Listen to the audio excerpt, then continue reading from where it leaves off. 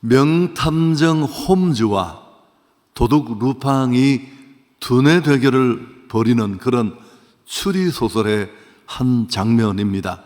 물건을 훔치고 수배 중이던 이 루팡은 잡히지 않으려고 여자로 변장을 하고 시내를 돌아다녔습니다. 그렇지만 탐정 홈즈는 한눈에 그가 변장한 루팡이라는 것을 알아보았습니다. 나중에 붙잡힌 루팡이 너무 궁금했습니다. 어떻게 알아냈냐고. 감쪽같이 여자 복장을 했는데 어떻게 내가 여자가 아닌 줄 알았느냐. 루팡이 뭐라고 했을까요? 그건 너무 간단하다고. 당신이 백화점 앞을 지나가는데 그 쇼윈도에 아름다운 여성 옷들이 걸려 있었는데 당신은 눈길 한번 주지 않았다. 적어도 당신이 여성이라면 반드시 그 옷에 관심을 가지고 쳐다봐야 할 텐데 당신은 그 옷을 한번 쳐다보지 않는 것을 보고 남자라는 것을 알게 됐다. 그렇게 얘기했다고 합니다. 복음 전도나 선교는 정말 교회의 본질입니다. 성도 누구나 연조 직분을 뛰어넘어 우리가 마음을 두고 혼을 가라 해야 할 사명이고 존재 이유입니다. 근데 일이 쉽지 않잖아요. 복음 전도는 마땅히 우리가 해야 할 일이지만 그럼에도 주저되고 또 그렇게 하지 못하게 하는 우리 안에 여러 가지 고정관념들, 오해들이 있습니다. 행축을 앞두고 좀 이제 13일밖에 남지 않은 행축을 준비하면서 이런 고정관념들을 오늘 좀 부수고 싶은데요. 첫 번째는 전도는 교회의 프로그램이다 라는 생각입니다. 대충 때워도 되고 이 시간만 넘어가면 된다, 그런 생각들이죠. 네덜란드의 신학자 요한네스 블라무는 전도에 관해 아주 중요한 말을 했습니다.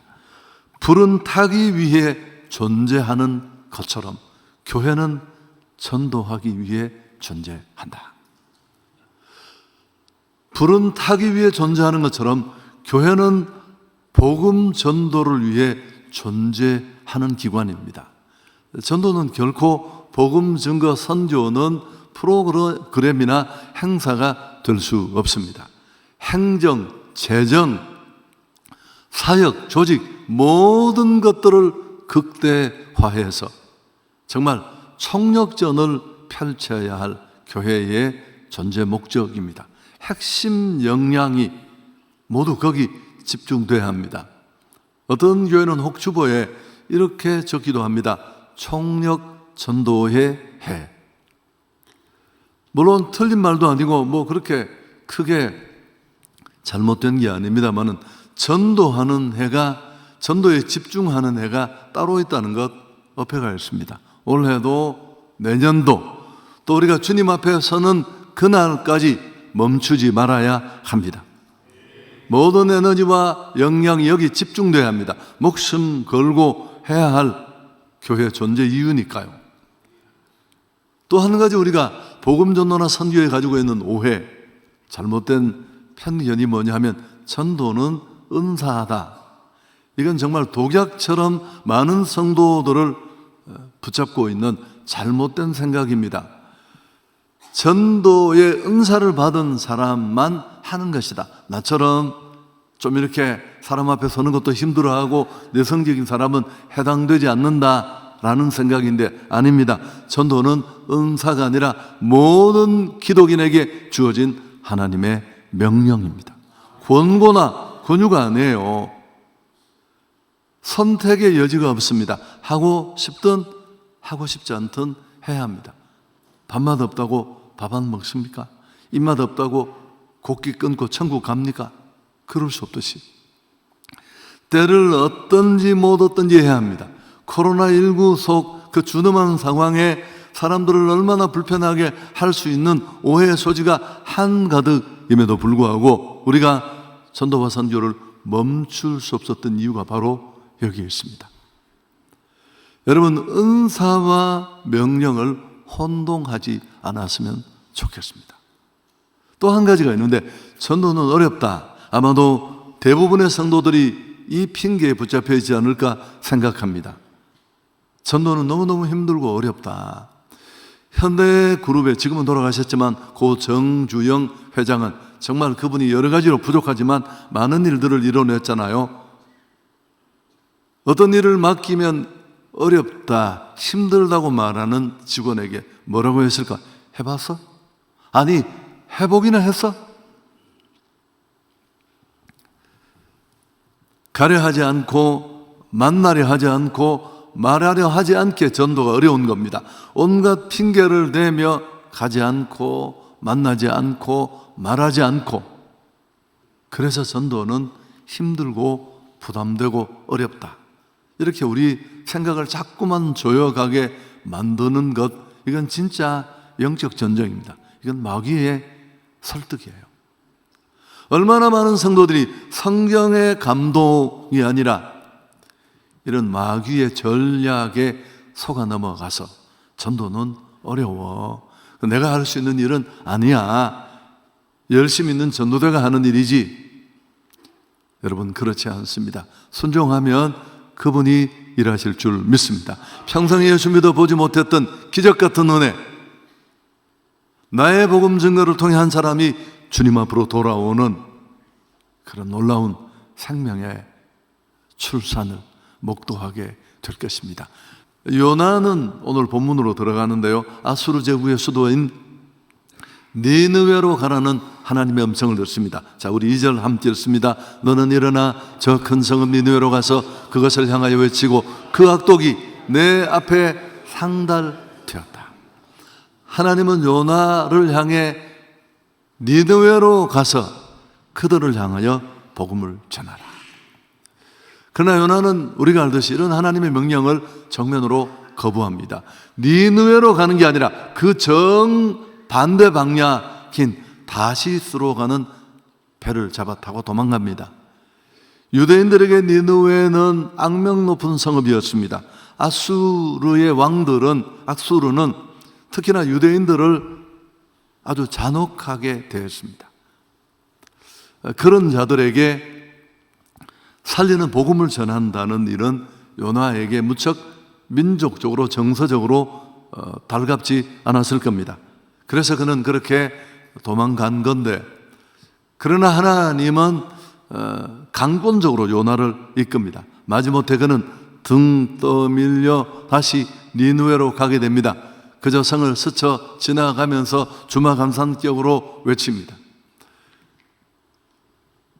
40일이 지나면 니느웨가 무너진다.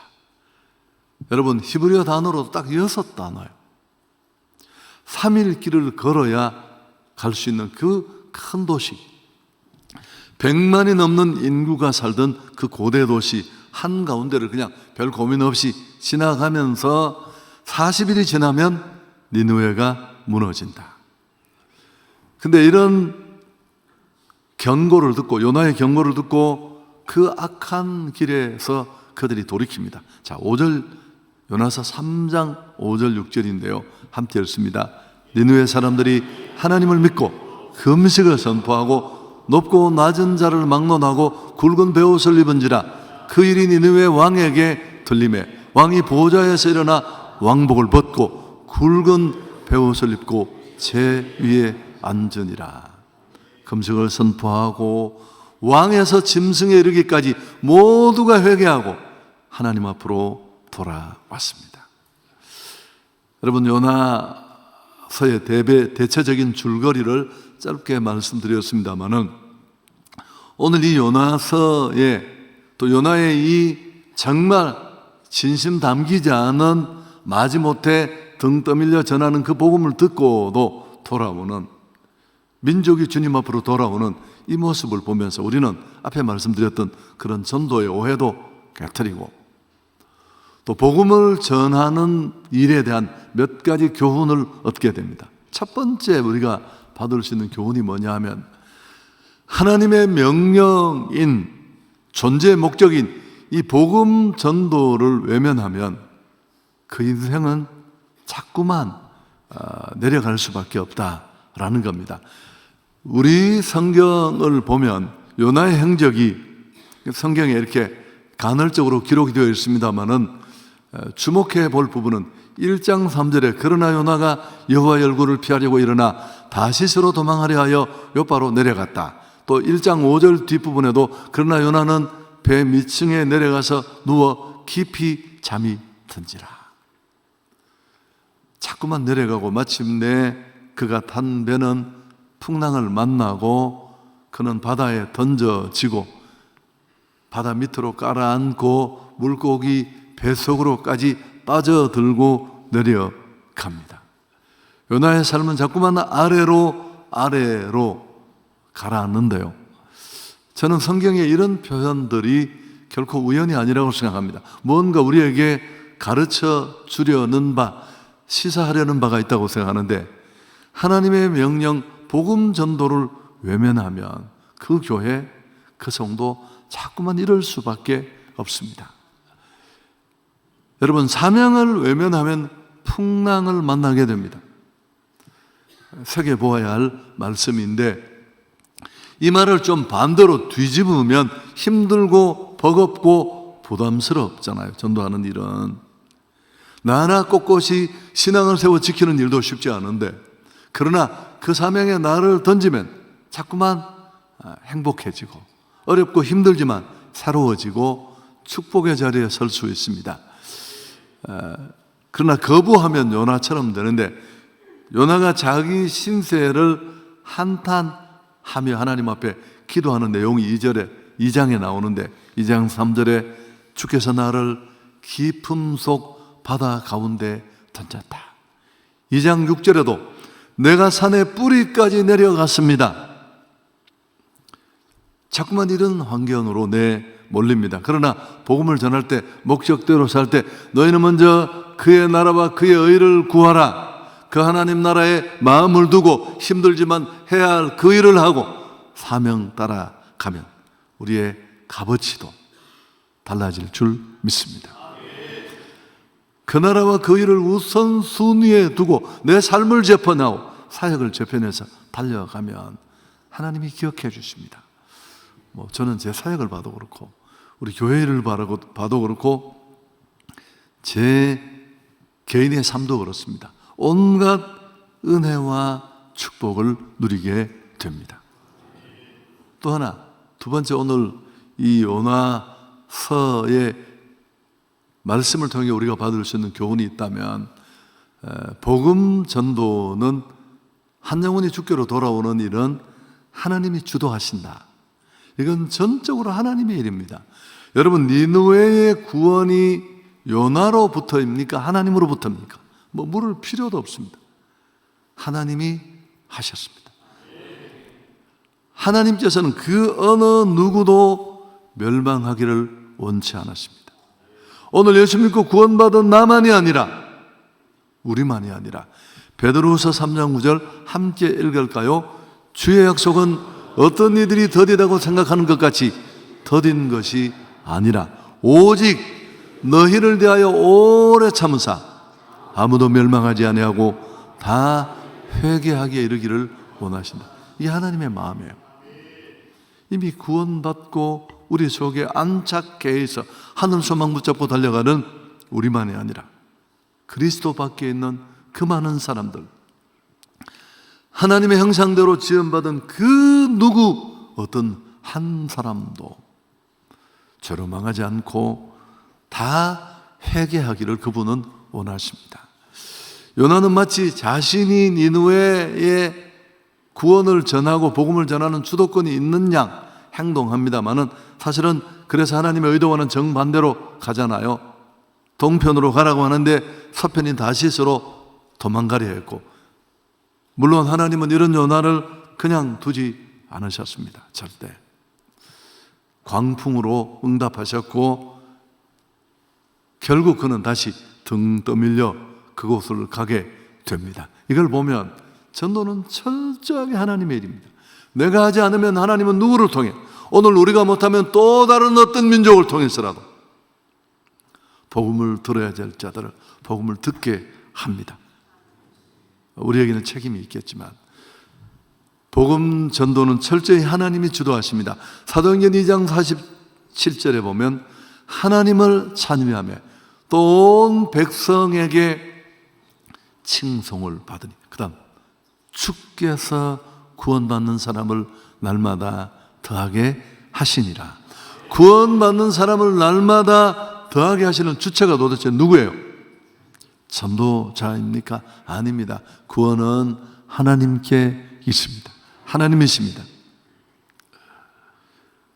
그분이 구원받을 영혼을 예비하십니다. 우리는 순종하고 나아가면 됩니다. 전도는 철저하게 그런 면에서 보면 하나님과 동업하는 것입니다. 사실 쉬운 일은 내가 하고 하나님의 어려운 일을 하십니다. 성경에 그런 일들이 많아요. 홍해를 모세가 가른 게 아니에요. 그는 그저 손을 내밀었습니다. 기도하며. 홍해를 가르시는 분은 하나님이셨습니다. 가나 혼인잔치에 물로 포도주를 만드는 기적도 하인들은 그저 물을 떠와서 항아리에 붓는 것, 그게 그들이 하는 일이었습니다. 그 순종만 하면 됩니다. 그 물을 포도주로 변화시키시는 분은 하나님이십니다. 오늘 우리가 이 복음 전도 생명의 열매만이 아니라 모든 기적을 행하는 게 다 그렇습니다. 전도는 하나님이 하십니다. 우리는 순종하면 되는 것입니다. 또 하나, 오늘 강력한 이 요나서가 우리에게 주는 교훈인데요. 세상은 복음 전도자를 기다리고 있다라는 겁니다. 누가 복음을 듣고 싶어하고 복음을 바라고 소망하는 사람이 누가 있을까 싶지만 그렇지 않습니다. 사람들은 겉으로는 그렇게 보이지 않을지 모르지만 사실은 전도자들이 일어나 복음 전하기를 원합니다. 오늘 이 요나서에 보면 이교도 선장이 하나님의 선지자인 요나를 사명을 저버리고 배 밑바닥에 깊은 잠을 자고 있는 그를 깨워 일으키면서 풍랑의 원인을 찾는 가운데 오히려 선지자인 요나를 꾸짖는 이 선장의 외침은 정말 압권이라고 할 수 있는데도, 자, 요나서 1장 6절 우리가 함께 읽습니다. 선장이 그에게 가서 이르되 자는 자여 어찌 함이냐, 일어나서 내 하나님께 구하라. 혹시 하나님이 우리를 생각하사 망하지 아니하게 하시리라 하니라. 자는 자여 어찌 함이냐, 일어나서 내 하나님께 구하라. 혹시 하나님이 우리를 생각하사 망하지 않게 하시리라. 무엇을 말하고 있나요? 세상이 전도자를 기다리고 있다는 사실입니다. 자신들의 영혼을 이끌어줄 손길을 그들이 기대하고 있다는 사실입니다. 이런 말이 있잖아요. 창기 집을 찾는 것은 사실은 아버지 집을 찾는 것이다. 세상의 허망함에 온통 절여 길을 잃은 인생들, 오늘 우리의 모습이고 현대인의 모습이잖아요. 그건 아버지 집을 잃어버린 자들의 신음소리인 겁니다. 구원의 소식을 갈망하는 심령, 준비된 영혼, 갈급한 심령이 얼마나 많은지 모릅니다. 그 사악한 니누의 100만이 구원의 때가 된 것이 그 증거 아닌가요? 사도행전 18장에 보면 바울 사도가 고린도에서 예수는 그리스도라고 선포할 때 복음을 받고 돌아오는 자들도 있었지만 배척을 받았습니다. 아주 심하게. 복음을 증명할 때 그는 많은 박해와 반대에 부딪혔지만 두렵기도 했고요. 당연히 실망도 컸을 겁니다. 그래서 이제 다시는 복음을 전하지 않겠다 다짐했을지도 모릅니다. 그런데 그날 밤에 주님이 환상 중에 나타나 바울에게 뭐라고 말씀하셨습니까? 자, 사도행전 18장 9절 10절 함께 읽습니다. 꼭꼭 씹어서 밤에 주께서 환상 가운데 바울에게 말씀하시되 두려워하지 말며 침묵하지 말고 말하라. 내가 너와 함께 있음에 어떤 사람도 너를 대적하여 해롭게 할 자가 없을 것이니 이는 이 상 중에 내 백성이 많음이라. 주저하며 복음 증거를 포기하려고 하는 찰나에 있는 바울을 향해, 야 멈추지 마. 두려워하지 마, 떨지 마. 내가 너와 함께 할 것이다. 왜냐하면 이 도시, 고린도 같은 이 사악한 도시에, 우상향으로 충만한 곳에 과연 예수 복음을 듣고 받아들일 사람이 있을까 싶은 이 사악한 곳에 복음을 기다리는 자들이 있다. 하나님 거의 울면서 하시는 말씀입니다. 아니야, 복음에 목말라 하는 사람이 있어. 아니야, 너를 통해 예수 믿어야 될 사람이 있어. 아니야, 내가 먼저 말해주기를 기다리는 사람이 있어.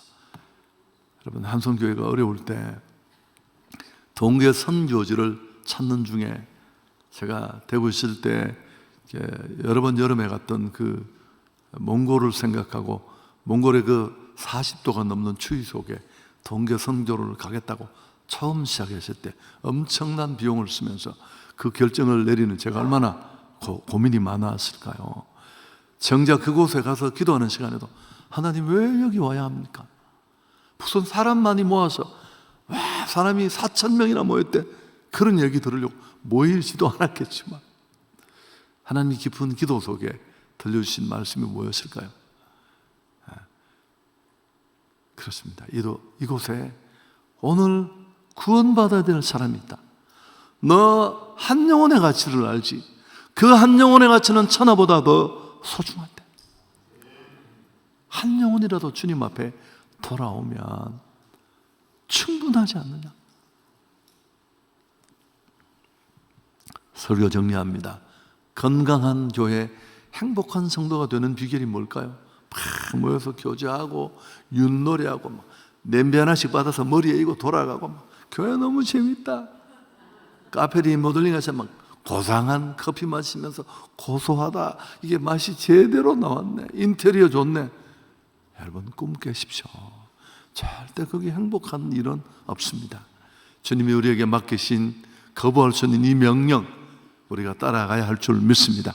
예수 그리스도의 피 묻은 복음을 끊임없이 흘러보내고 유통하는, 해야 할 일, 본질에 충실할 때 그 일이 가능한 줄 믿습니다. 여러분, 우리는 이 일을 우리 힘으로 할 수 없다는 걸 압니다. 하나님의 일이고 한 영혼을 닫고 여시는 분도 그분 손에 있습니다. 이 과정에 복잡한 영적 전쟁이 일어날 텐데, 그래서 우리가 강력하게 기도해야 합니다. 아침 금식을 해서 이 한 주간 우리 삶에 설명할 기도의 축복이 뭘까? 기도는 마치 기도를 많이 경험하고 기도의 축복을 경험한 사람들이 기도가 유익하다고 간증하잖아요. 기도는 이런 축복이 있습니다. 사실 그건 빙산의 일각입니다. 일각은 10분의 1을 나타내는 단위예요. 바다 위에 떠있는 큰 얼음 덩어리 빙산은 10분의 1만 이렇게 물 위에 올라와 있는데, 그보다 9배 더 큰 덩어리는 물 밑에 잠겨 있습니다.